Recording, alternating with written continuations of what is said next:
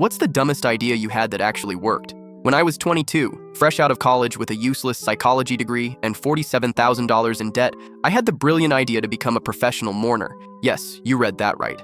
I got paid to cry at strangers' funerals. At this point in my life, I was doing literally anything for money. Sperm donations, medical studies where they paid me to not sleep for 72 hours, sold plasma twice a week until I started getting dizzy from the needle. So when the opportunity to get paid for crying presented itself, it barely registered as weird on my personal scale of desperation. It started when my landlord mentioned her nephew's funeral was going to be embarrassingly empty. The kid had died alone, drug overdose in a studio apartment nobody had checked on for weeks.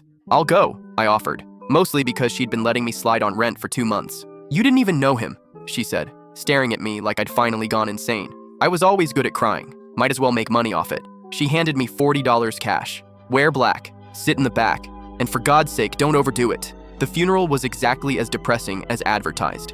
3 relatives scattered across 50 empty benches, the funeral director looking mortified. When the pastor asked if anyone wanted to share memories, the silence stretched so long you could hear the air conditioning humming. That's when I lost it.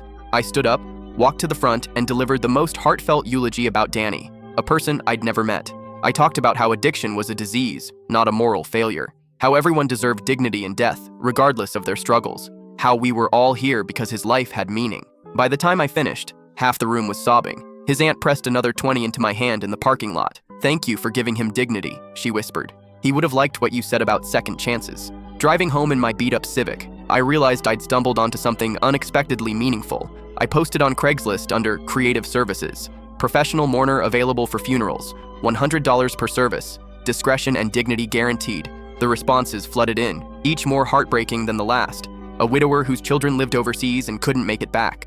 An elderly woman whose only friend had outlived all her relatives.